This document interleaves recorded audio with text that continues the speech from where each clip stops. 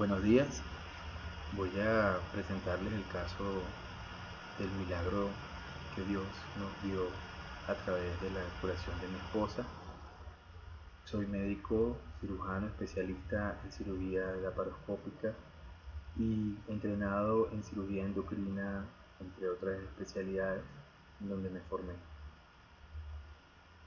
Esta presentación fue hecha en el Instituto Cancerológico de Colombia y he decidido reeditarla por los errores técnicos en los cuales incurrimos durante la presentación anterior. Como médico, cuando presentas un caso, sueles presentarlo de esta forma, con esta lámina que ustedes ven. Los datos del paciente, la edad, el sexo, la ocupación, la religión. Sin embargo, hoy vengo a contarles una historia que cambió mi vida, cambió la vida de mi esposa, de nuestra familia, cambió la vida de muchas personas que nos conocen y están alrededor de esta bellísima historia. Es una historia que puede ser tomada como un cuento de hadas, una historia preciosa donde una mujer bellísima, inteligente, talentosísima, un día aceptó ser mi esposa y juntos creamos un hogar bendecido por Dios con un gran desarrollo profesional, con prosperidad, con excelentes momentos, grandes regalos que Dios y la vida nos otorgaron. Una familia preciosa con 3 lindos hijos, a quienes fuimos criando, dándoles absolutamente todo lo que siempre habíamos soñado darles. Sin embargo, esta vida perfecta, esta vida bendecida, nos tenía preparado un momento de una dura prueba. Esto sucedió el 4 de marzo del 2013. En horas de la madrugada desperté porque la cama donde descansábamos mi esposa y yo estaba llena de agua. Pensé que uno de los niños se había pasado a la cama y había orinado. Estaba en esa época de control de esfínteres. Sin embargo, para mi sorpresa, mi esposa se encontraba en una suerte de convulsión espástica, con trismo, con alucinaciones, una sudoración profusa, y el agua que estaba nadando y llenando nuestro colchón era nada más y nada menos que su sudor. Hoy en día sé que el Espíritu Santo me iluminó y gracias a los conocimientos que tenía por mi entrenamiento previo, una luz llegó a mi mente y me dijo: es una hipoglicemia. Fui corriendo, le coloqué azúcar en la boca y con esto pues logré que ella poco a poco recobrara la conciencia. No imagino qué hubiese pasado si no hubiese tomado esa decisión y quizás me lo hubiese llevado a un centro clínico más cercano. Probablemente hubiese muerto en el camino. Ese día nuestro país tuvo una triste noticia. Se decretó duelo nacional por el fallecimiento del presidente y fue muy difícil para mí poder realizarle los exámenes propios que yo sabía que teníamos que hacer. Una semana con todos los... Pero finalmente en un laboratorio logré obtenerle los valores propios que me ayudaron a saber y a confirmar el diagnóstico. Se trataba de un insulinoma, un tumor que produce insulina de una forma errónea, de una forma aleatoria, sin control, simplemente cuando le provoca. Y al descargar insulina en el cuerpo de la persona, esto ocasiona una baja terrible de glicemia, de azúcar en la sangre, que puede incluso provocar la muerte. En los exámenes que le hicimos se observó claramente cómo mi esposa mantenía un nivel de insulina extremadamente elevado y niveles de glicemia bajos, lo cual, junto con otros exámenes, me permitió confirmar el diagnóstico. Nuestra profesión y la cercanía con tantos médicos y tantos conocidos y los centros clínicos me ayudaron a hacer rápidamente el diagnóstico de todas las lesiones y de todo lo que mi esposa tenía. Siempre pensé que era un tumor único, benigno. En mi experiencia, estos tumores se extraían por una cirugía sencilla y dije, bueno, no voy a pensar que es algo más que eso. Sin embargo, el diagnóstico era mucho más sombrío de lo que yo esperaba. Mi esposa tuvo la oportunidad ella misma como médico radiólogo de hacerse la primera ecografía y las primeras malas noticias empezaron a llegar. El tumor era múltiple, eran 2 tumores en el páncreas y las imágenes sugerían que tenía metástasis múltiples metástasis, múltiples extensiones de la enfermedad hacia el hígado e incluso hacia el pulmón. Una ecoendoscopia realizada el 11 de marzo con una muestra de patología de biopsia, diagnóstico, y aquí vemos algunas fotos de la ecoendoscopia y eso automáticamente cambió todo el pronóstico. El diagnóstico final, un tumor neuroendocrino bien diferenciado con unas lesiones que sugerían que esto no era un tumor benigno, sino un tumor maligno. La posibilidad diagnóstica y estadística de que un insulinoma sea maligno es muy baja y que debute o sea diagnosticado ya con metástasis es todavía más baja. Así nos tocó entonces uno de los diagnósticos, una de las enfermedades más raras que puede haber en el ámbito médico y con un pronóstico muy sombrío. Aquí vemos las imágenes de resonancia. Pueden observar todas estas lesiones en un corte de resonancia sencillo corresponden a las metástasis del tumor.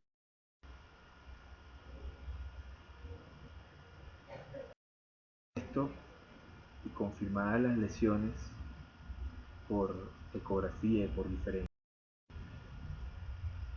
decidimos hacer un primer abordaje quirúrgico. Aquí pueden ver en esta tomografía las lesiones, cómo están invadiendo en los troncos de la vena esplénica, las lesiones de páncreas, etc. De tórax que también era sospechosa de que era una extensión. El diagnóstico que tuvimos entonces fue un cáncer agresivo en último estadio, con máximo 1 a 2 años de vida, según las palabras propias de uno de mis maestros y una de las personas con más experiencia en el tratamiento de insulinomas en Venezuela, y quien fue incondicional en atender a mi esposa, en atenderme a mí, a nuestra familia, y en darle la primera opción para operarlo lo antes posible. Así pues, con este pronóstico empezó a aparecer en nuestra vida el villano de la muerte, la amenaza de perder un ser tan amado y tan querido y tan especial, de perder a Alex, a la madre de mis hijos. El primer paso que dimos fue la cirugía. Se le hizo una resección del páncreas, más o menos un 60% de este órgano, el vaso, la vesícula, se tomaron biopsias de las lesiones hepáticas, se extrajeron los ganglios regionales y todo esto se mandó a estudiar. Aquí vemos a Alex tranquila en su primer día, eso fue antes del ingreso de la operación, con su hermana, su mamá y su hijo mayor. Esta es una foto de Alex en la recuperación postoperatoria. Aquí la vemos, toda una luchadora desde el primer. Y con esta imagen, que luego la conseguí y la entendí, me di cuenta de lo cerca que ella siempre ha estado y estuvo de la Virgen. Debo confesar que desde el diagnóstico yo me enfoqué en el aprendizaje de la enfermedad y en estudiar la enfermedad. Sin embargo, ella, los libros que agarró fueron su cuadernito de oraciones y la Biblia. Se entregó 100% a Dios. Nuestros familiares siempre ayudándonos, estando pendientes. Nuestra prima Alexana estaba ahí como una hermana más y siempre pendiente de las hospitalizaciones. Y nuestros familiares en casa apoyándonos, porque tener a un familiar enfermo, cabeza de casa, obliga a cambiar muchas dinámicas. Y aquí vemos cómo nos apoyaron mucho en todo este. Esta fue la primera operación. Aquí vemos los tumores en el páncreas y pues la confirmación de la patología, un carcinoma neurometástasis. Vemos acá toda la evaluación que se le hizo a muestras. Finalmente el diagnóstico era un tumor neuroendocrino pancreático funcionante tipo insulinoma maligno de segundo grado.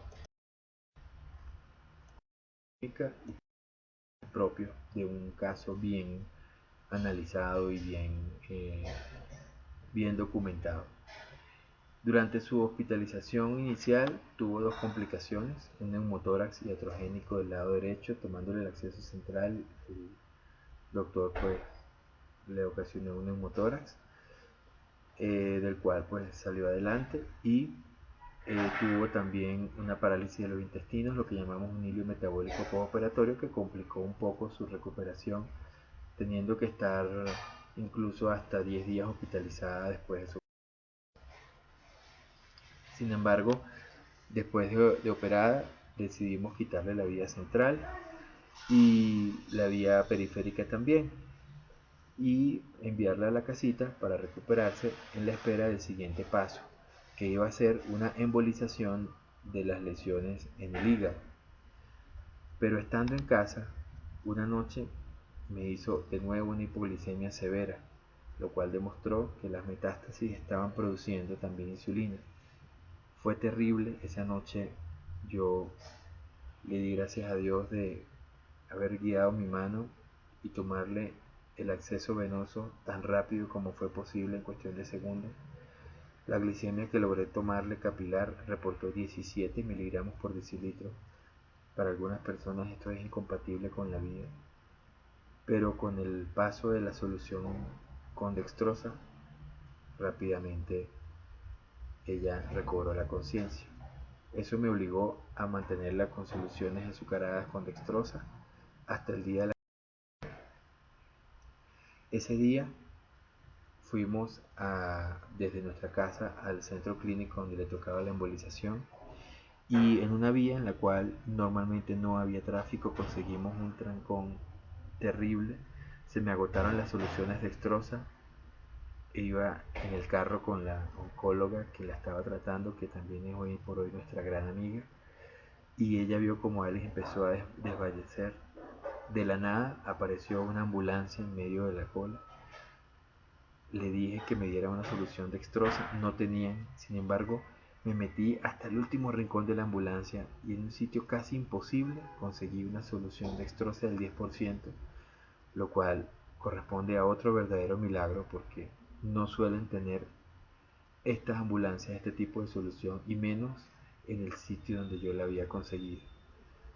De alguna forma, la aparición de esta solución fue un milagro que me ayudó a que Alex llegara viva y consciente hasta la clínica donde la recibieron. La estaban esperando en urgencias, le colocaron más dextrosa y la llevaron de una vez al procedimiento. Aquí vemos las imágenes del procedimiento, y todas estas pelotitas negritas que ustedes ven son metástasis. El hígado en el lóbulo hepático derecho e izquierdo, es decir, el hígado completo, parecía un racimo de uvas de la cantidad de metástasis que tenía. Aquí la vemos en la posición y en el sitio donde le hicieron la embolización y en su recuperación posterior a esto. Después de esta embolización, aún había lesiones en el hígado que no fueron susceptibles de tratar, que no respondían. Hubo una respuesta importante, sin embargo, estudios más avanzados como este que vemos acá, que es un PET scan con FDG y un SPECT-CT con osteotide marcado, son estudios muy específicos para este tumor y que casi inequívocamente permiten ver dónde están las lesiones, dónde está la enfermedad. Y en ella la confirmación era clara de que las lesiones persistían en todo el hígado. No quizás en el mismo número, porque ya habíamos logrado con la embolización reducirlas, pero sí estaban presentes. Un hígado tomado por la enfermedad. Así, el diagnóstico fue 8 lesiones hipercaptantes en hígado. Yo seguía abogando por el tratamiento, por las cosas que había que hacer, pero aquí la vemos a ella, siempre sonriendo y siempre pegada a la oración y sobre todo a la Virgen, llevando su vida lo más normal que podía, tomando quimioterapia, colocándose todo lo que tenemos que colocar, con mucha fe. Aquí la vemos en nuestra casa también el día de su cumpleaños, en el acto de grado de mi hijo a primer grado, y a mí me tocaba, junto con mis colegas, bandearme entre hacerle todos los tratamientos a ella, buscar los recursos, los medicamentos, las autorizaciones, etcétera, y a su vez trabajar y seguir produciendo para poder mantener a nuestra familia, con lo cual mis amigos siempre fueron incondicionales y me ayudaron muchísimo. Recibió múltiples quimioterapias, aquí vemos una de ellas que fue el Afinitor, que es el medicamento madre para estos tumores, y con la presencia de esas lesiones decidimos hacerle una nueva quimioembolización. Aquí vemos las imágenes de la embolización. Sin embargo, como pueden ver, no se veía ninguna lesión. Y, entre otras cosas, el diagnóstico fue que, lamentablemente, la rama arterial que nutría el hígado del lado izquierdo estaba totalmente sellada producto de la embolización anterior y que no había mayor cosa que embolizar. Se hizo la embolización, pero en realidad ya no había a dónde tocarlo, es decir, las metástasis estaban lejos de nuestro alcance quirúrgico. Obligó a que tuvimos que enfocarnos solo en el tratamiento quimioterápico. Adicionalmente, ella empezó a presentar trastornos menstruales. Menometrorragia significa un incremento importante en el sangrado y de una forma desordenada. Y cuando le estamos observando en los controles ginecológicos vemos que tiene una endometriosis y estaba desarrollando un tumor de ovario izquierdo. Este tumor de ella no solamente producía insulina, llegamos a la conclusión de que también tenía algún efecto estrogénico de hormonas femeninas que estaba produciendo, son tumores mixtos, y como consecuencia de esto se había enfermado el útero y el ovario izquierdo. En virtud de esto se decide hacer un abordaje por laparoscopia, hacer una revisión abdominal, extraer el útero y el ovario izquierdo. De nuevo en su hospitalización, siempre apoyada por su amiga, su prima y su hermana del alma, Alexana, y todos nosotros siempre apoyando y felices porque su actitud siempre era positiva. Aquí vemos el útero que se le sacó y el ovario. Y en esa lesión se consiguieron lesiones en la superficie hepática y en otras partes de la cavidad, las cuales se resecaron y algunas de ellas fueron tratadas con argón. Esta cirugía fue hecha por excelentes médicos, todos profesionales de alto nivel en Venezuela, algunos de ellos profesores y jefes de cátedra, mis profesores y luego mis compañeros en el servicio de cirugía del Hospital Universitario de Caracas. Sin embargo, teníamos la sombra de esto, que era una lesión a nivel de tórax. Esta lesión de tórax era una metástasis. En enero del 2014 le hicimos una tomografía que evidenció una lesión con múltiples lesiones en la superficie y que fue tomada como una metástasis de la lesión primera. Ante esto, acudimos de nuevo a un gran ser humano, el doctor Rebolledo, quien es cirujano de tórax y quien nos acercó también y de alguna forma a través de su fe, digamos, a la Virgen de la Chinita, la Virgen de la Chiquinquirá, la Virgen del Rosario, patrona de muchas ciudades y países del mundo. En esta cirugía, esto que ven aquí es la línea de grapas. Una vez resecada, esta que es todo el tumor y todas las adherencias que tenía, se había pensado que iba a ser abierta porque por la situación económica del país no había engrapadoras, pero de una forma también milagrosa, en el último minuto antes de decidir abrirla, aparecieron en el quirófano las engrapadoras, producto de un amigo que las tenía guardadas y no las envió.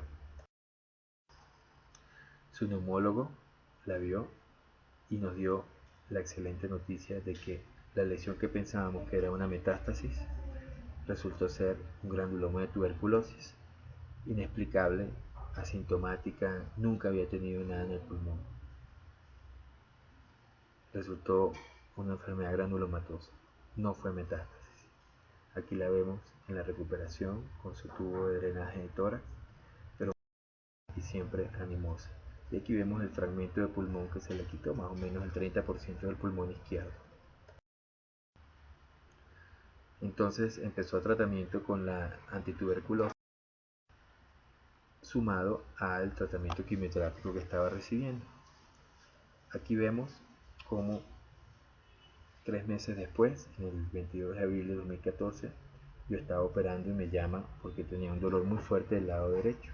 Yo dije, ya no tiene ovario izquierdo, apéndice ya no tenía, el lado derecho no puede ser otra cosa que el ovario que le quedó. Pues evidentemente el tumor había hecho estragos en este ovario, le desarrolló otro tumor, el cual, como podemos ver, sufrió una torsión, una isquemia, y tuvimos que llevar la cirugía de urgencias. En esa cirugía revisamos el hígado y ahí estaban más lesiones y otras lesiones de metástasis. Pues se intentó tratar lo más que se pudo. Siempre que entrábamos a su barriguita, estábamos pendientes de revisar y tratar de atacar el tumor. Y aquí la vemos en su primer día postoperatorio. Había desarrollado una fortaleza y una resistencia al dolor increíble. Con todos sus amigos siempre hubo una gran solidaridad, un gran contacto.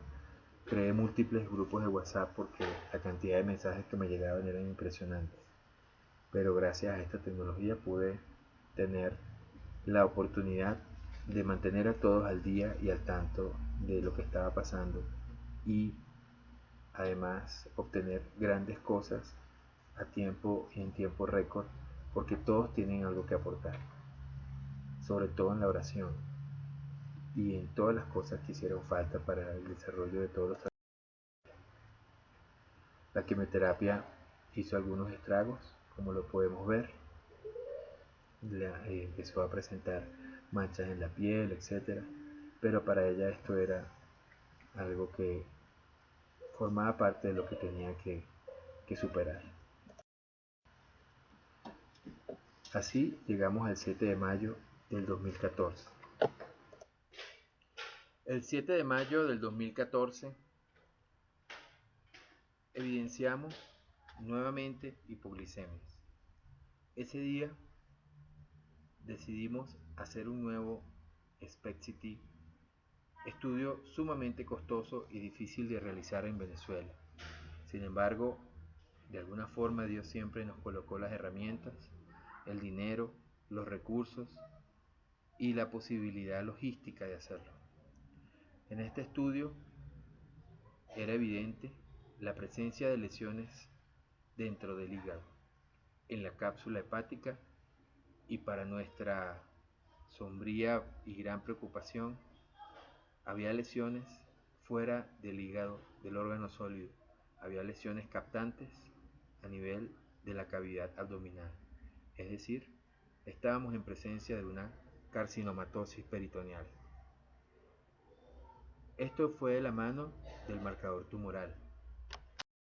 Se fue elevando y confirmaba que la enfermedad seguía activa y creciendo. Y en este caso, como un elemento clave y notorio de resistencia a la quimioterapia. Aquí vemos otras imágenes del SPECT-CT donde se evidencian las lesiones.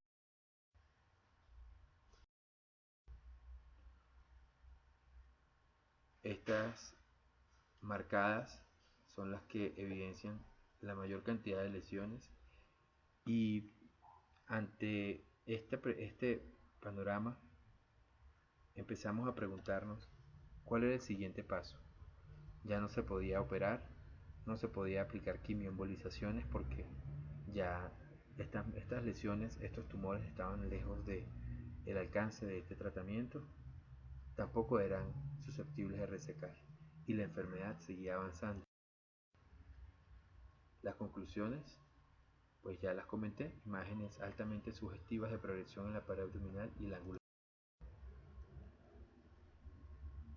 A este punto vemos cómo fue fluctuando las hipoglicemias y reaparecían por picos que ya no eran de este tamaño, pero siempre eran picos de hipoglicemia.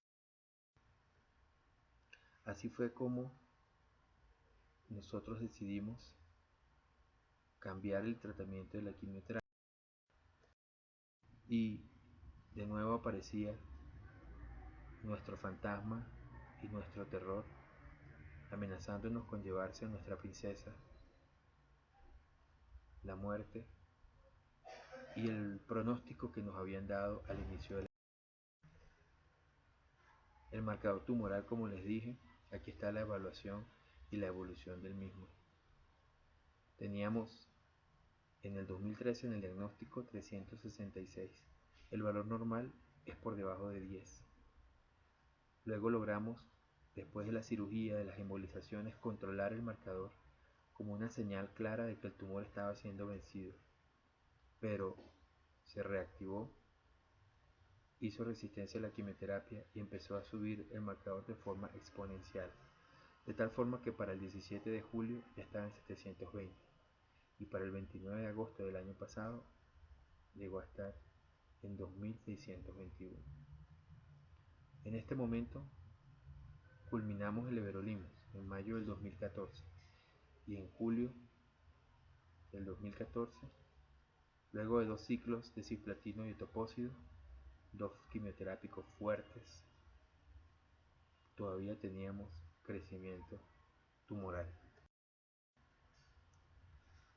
La situación en Venezuela se volvió inaguantable. Era muy difícil conseguir comida, insumos, conseguir quimioterápicos, conseguir cómo hacerle los exámenes para saber día a día con cada ciclo cómo estaba la enfermedad. No se conseguía gadolinio, no podíamos hacer otro SPECT-CT, es decir, no había resonancia ni gammagrafía disponible. Tuve que tomar decisiones pensando en Alex y en la bella familia que Dios nos había regalado, que Dios nos había obsequiado. En esa mujer que había demostrado una valentía increíble, que había demostrado fuerza y lucha ante todo. Esa mujer que se había sometido a ciclos de quimioterapia y a tratamientos fuertes. Aquí la vemos con el congelamiento del cuero cabelludo para evitar que la quimioterapia le hiciera caer el cabello. Es así como decidí viajar a Colombia. En Colombia, en mis investigaciones, estaba dándose un tratamiento prometedor, un tratamiento a base de lutecio, un radiofármaco que se inyectaba en la sangre y que iba directo a las células tumorales a quemarlas. a fulminarlas, a ellas y quizá un poco al tejido que estaba alrededor. Un tratamiento lento, costoso, pero que parecía ser la última oportunidad que tenía para poder darle una esperanza a Alex. Así fue como conocí Colombia desde otro punto de vista, y para un venezolano o un colombo venezolano como soy yo, viajar a un país que tenía tantas cosas y en mi país habían tan poquitas era sencillamente vislumbrante. Así, viajé al Instituto de Cancerología. En el cancerológico, como le dicen acá en Bogotá, me recibieron con los brazos abiertos. Estudiaron el caso de Alex desde el principio y yo venía con el debate de saber cuál era el siguiente paso. Si había que retomar otra terapia biológica, como el sinotinib, si había que seguir con quimioterapia y citotóxicos, o si la opción era la radioterapia sistémica con lutecio. Un equipo humano de expertos, un equipo de excelencia en tumores neuroendocrinos me recibió. Un equipo increíble desde el punto de vista humano y académico. En esta persona, el doctor Felipe Fierro, depositamos toda nuestra confianza y, después de analizar el caso de Alex, decidió un cambio total de tratamiento e intentar con un tratamiento a base de celoda, que es capecitabina, y temozolomida, un ciclo llamado CAPTEM. Esto suponía que teníamos que suspender la quimioterapia que estaba recibiendo en Venezuela, indicada por los oncólogos de Venezuela, y empezar con este esquema. Este esquema, más que citotóxico, era un esquema de supresión. Buscaba, ante todo, detener el crecimiento tumoral. En pocas palabras, ganar tiempo. Así entonces, recibí un mensaje. Recibí un mensaje de Dios maravilloso estando en Bogotá. Y me dejó ver que Él estaba conmigo, que estaba con nosotros, que estaba con Alex, que nuestro Señor Jesús y la Virgen estaban al lado de ella, y que definitivamente todo iba a estar bien. En ese viaje a Colombia sentí un acercamiento increíble, un acercamiento espiritual que no puedo describir con simples palabras. Me arrodillé en la iglesia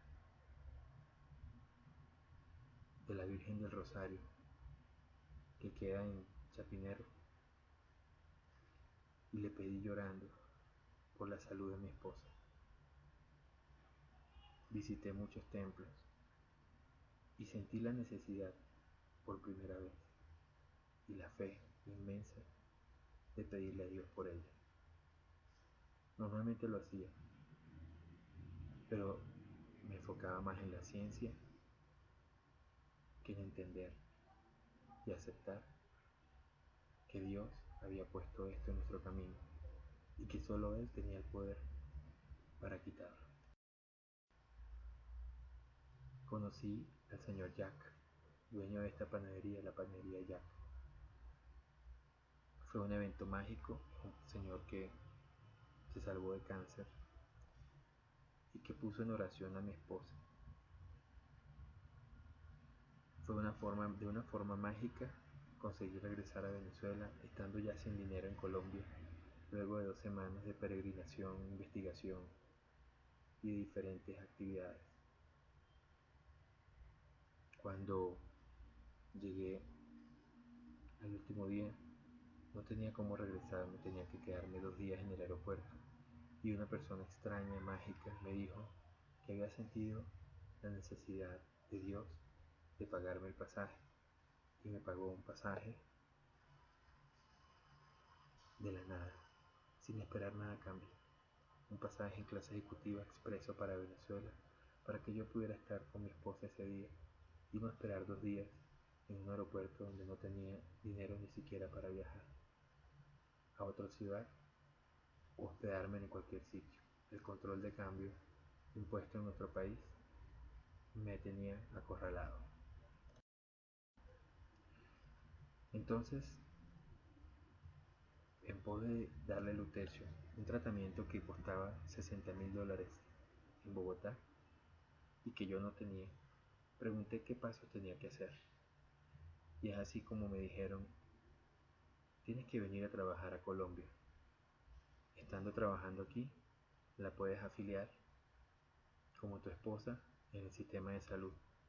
Y después de que esté afiliada, podemos solicitar al Estado que le pague el tratamiento. Qué paradójico que el Estado colombiano le haya abierto las puertas o le abriría las puertas a una venezolana cuando en Venezuela yo había tocado la puerta para ese tratamiento y sencillamente me habían dicho que no era posible, que no había recursos para ella. Dejar atrás todo lo construido, toda una época, todo un año, toda una vida de ejercicio profesional en el Centro Médico Docente El Paso, el Hospital Universitario, conferencias, trabajos realizados, especializaciones, una consulta nutrida de pacientes, un equipo de cirujanos, todo, todo, y empezar desde cero. Pero mi corazón me decía que era lo correcto, que tenía que hacerlo, que tenía que ir con mucha fe a Colombia en búsqueda del tratamiento para mi esposa, así tuviera que empezar desde cero. Paralelo a ello, Nuestro Señor de la Misericordia y la Virgen de la Chiquinquirá, de la Chinita, la Virgen del Rosario, la gran protagonista, la amiga de mi esposa, su amiga íntima, patrona de la ciudad de Maracaibo, en el estado Zulia, en su iglesia, en su catedral. Mi esposa viajó antes de que yo viniera a Colombia a visitarla y a pedirle por su salud con muchísima fe. Sin saberlo, unos meses antes, era a ella a quien yo me le había arrodillado y le había pedido con el corazón en la mano por su salud. Aquí la vemos con sus amigas visitando la imagen de la chica, siempre pensando en mis chiquitines. Así fue como llegué a Colombia y, como toda persona que empieza en un país nuevo, empecé desde abajo a trabajar con el corazón en la mano y con el mensaje interno de la humildad. No les voy a contar las vicisitudes que tuve que pasar, simplemente les digo que Dios estuvo siempre conmigo para consolarme cuando sentía que las fuerzas me fallaban, para darme esperanza cuando sentía que no la había, para darme ánimo y ayudarme en el anhelo de traer pronto a mi familia, y especialmente a mi esposa. Así fue que lo logré después de llegar a Colombia en enero del 2015, 4 meses después de trabajo fuerte. Logré con ella y mis hijos pasar la frontera. Lo fui a buscar hasta San Cristóbal y pasamos la frontera por tierra. Llegamos a Cúcuta, ahí ya tenía listos los pasajes para viajar hasta Bogotá y traerlos. Los primeros 45 días, legalizarle sus papeles, nuestro matrimonio, su cédula de extranjería y afiliarla a la EPS, al Sistema de Salud Colombiano, al cual ya yo estaba afiliado. Una vez que logré todo esto, comunicarme con Felipe Fierro, nuestro amigo del cancerológico, jefe de la unidad de excelencia en tumores neuroendocrinos. No sabía ni pensé que iba a ser tan sencillo hacerle a Alex todos los exámenes. El SPECT-CT con Octotide la resonancia, la tomografía, el marcador tumoral. No me costó ni un peso. Simplemente tuve que pedir las citas y el sistema de salud se encargó de hacerle a mi esposa todos los exámenes necesarios. Qué bendición, decía yo. Me sentía contento de poder dar los primeros pasos para su tratamiento.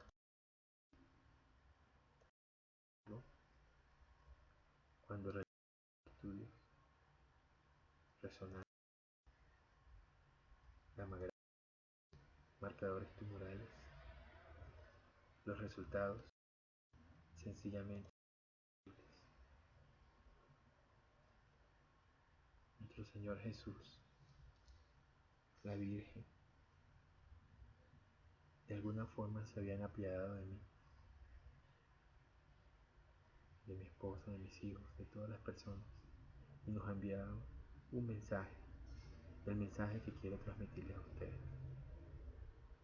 Amigos míos, la enfermedad de mi esposa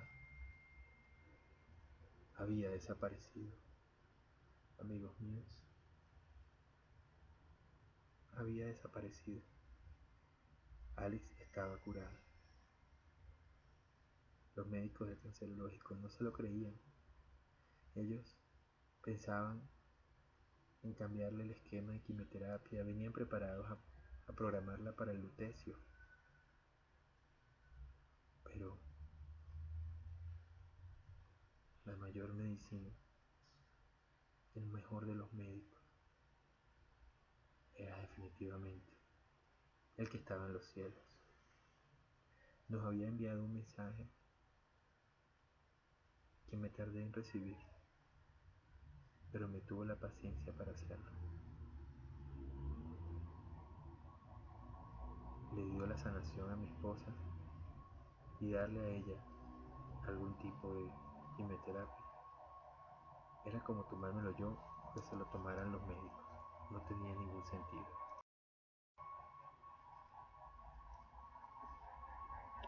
Con este mensaje, como médico y como esposo, como hombre, como ser humano, quiero que todos ustedes sean testigos del poder de nuestro Señor Jesucristo y de que en la vida las cosas vienen de nuestro Padre, buenas y malas. Yo lo entendí. Aprendí de una forma muy difícil y muy dura, con mucho temor y muchas lágrimas, que el Todopoderoso todo lo da, pero todo lo puede quitar.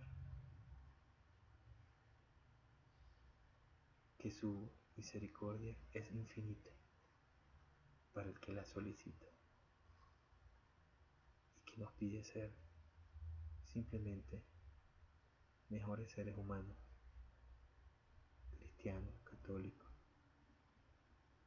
que escuchemos su palabra y sus enseñanzas y que nos hagamos eco de todas las cosas, que transmitamos la bienaventuranza de su existencia, que somos sus hijos y que no nos quiere ver tristes.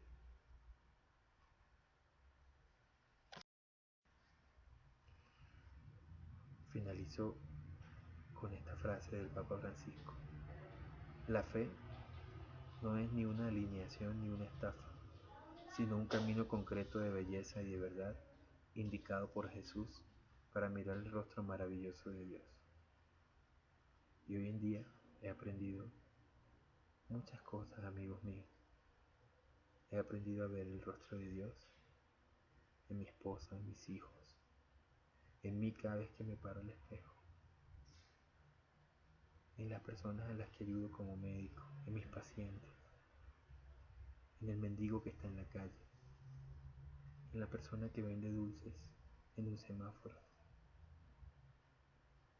en el que trabaja todos los días y se para a las 5 de la mañana y llega a las 11 de la noche cansado, en el vigilante que cuida a los demás, sacrificando estar con su familia. Lo veo en todos y cada una de las personas. Dios siempre está con nosotros. Está esperando que nosotros lo reconozcamos, que cambiemos y nos acerquemos a Él. Si alguno de ustedes quiere corroborar esta información, con muchísimo gusto encontrarán en el link de este video mi correo electrónico y estoy a la orden para el que necesite más que este testimonio para creer